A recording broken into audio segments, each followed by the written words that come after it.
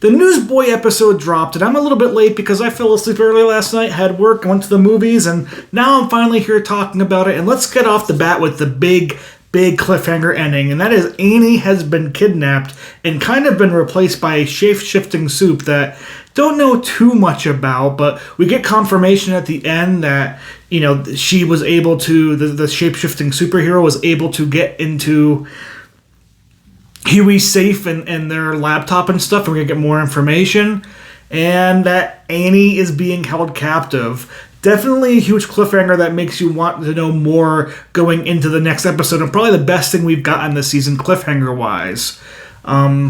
The episode throughout I thought was interesting on a lot of different levels. I, loved Mother Smoke's journey, kind of dealing with his family and trying to get them safe, but also falling back into the same kind of pattern of needing to be with the boys and trying to stop it. Is he going to be helping? Is he not? We'll see. We had the huge step-up moment from A-Train, taking on both the Deep and the new Black Noir, saving Annie and Butcher from them, and I think this was the perfect comeuppance of A-Train's full transformation into redemption. He not only saved their life, he mentioned to Mother Smoke, hey, me doing this was the first time I haven't hated myself, and I actually enjoyed stuff when I saved you, and there was that one kid with no cameras around. And for me, he is as best as he can be redeemed, and I'm looking forward more to where else we get him in the future. I love that moment for A-Train. I love the fact that he's taking a stand. He realizes the jig is kind of up. And I also love the fact that Sage knew about it. Now, the question for me all along is Sage trying to take Vought down? Is Sage really trying to help Homelander out? We do know she got kicked out by Homelander this episode when she admitted, yeah, I knew it was A-Train. And she's, saying it was, that A-Train was a great misinformer and she was using that information to their benefit. But I do partly wonder if Sage has a bigger plan to take down Vought from the inside, and maybe this got foiled. Maybe she'll join up with the boys. We'll see exactly where Sage goes. This definitely is not the end of the Sister Sage character. She's clearly the smartest person in the area and is one step ahead.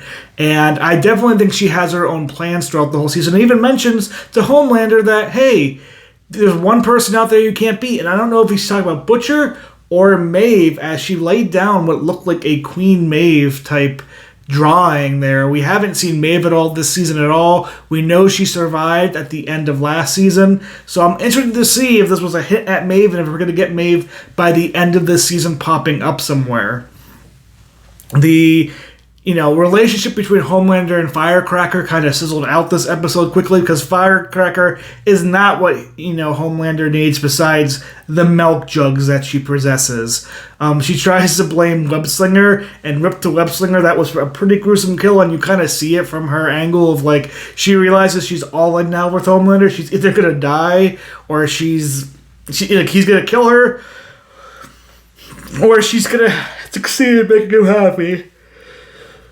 But that was a pretty gruesome scene, and the whole comedic angle and just I hate the Deep, man. The Deep is a great character to hate, and he's written and acted so perfectly.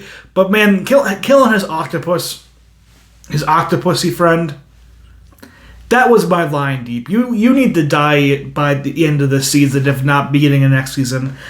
You're not redeemable. You're never been redeemable. You're a horrible person, and I cannot wait to watch you die, Deep. Justice for his lady octopus. And, yeah.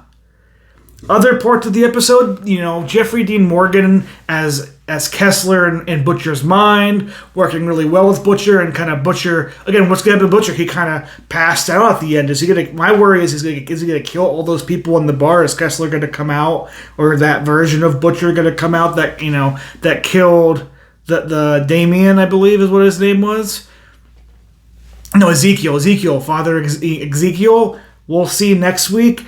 But I do love that Ryan was able to show that, hey, that is why Butcher wants to save, it's only focused on Homelander and Newman, mainly Homelander, because Ryan is proving there could be goodness out there, and him stepping up in that Christmas special and saying those words, I thought were really powerful. And I wonder what Homelander's response is going to be. Because when there was a topic about family and how important family is, you can tell there is like an inside moment with Homelander where he kind of wishes he had that chance. And he probably understands Ryan's perspective and wants to be a part of that family. But I also think Homelander is mad that he isn't going to be doing what he did and giving the praise to both Becca and Butcher. We'll see how that response comes from Homelander, but I did enjoy Ryan opening and bookending the episode this type of a way, and kind of Butcher telling his Kessler side, see, that's why I have hope for the kid. That's why I have hope for even some soups in humanity.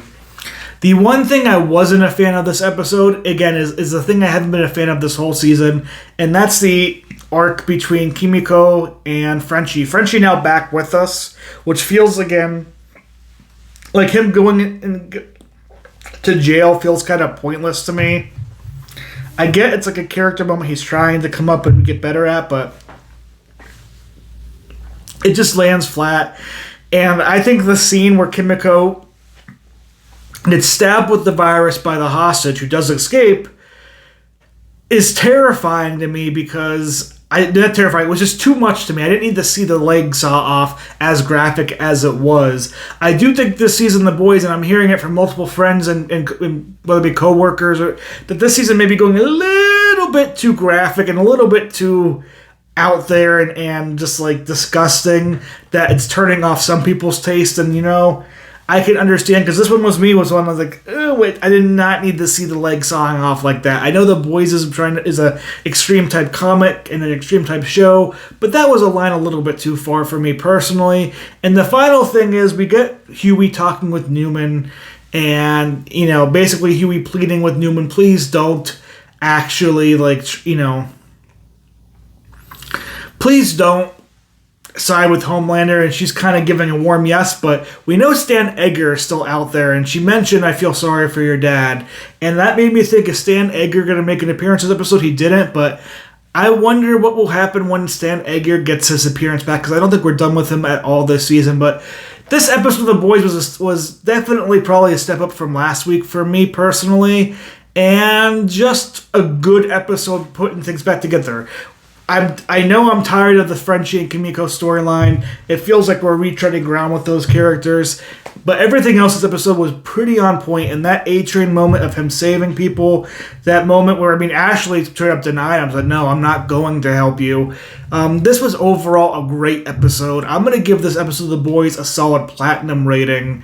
And it's not the best thing on TV. That's why I'm not giving it a diamond. But one of the stronger episodes this season. And I can't wait to see what else comes out when we get towards the finale in the next week or two. And yeah, I've really enjoyed The Boys here this week. And tell me your thoughts in the comments down below. And look out for more reviews on movies and TV shows later this weekend and Big Brother stuff starting next week.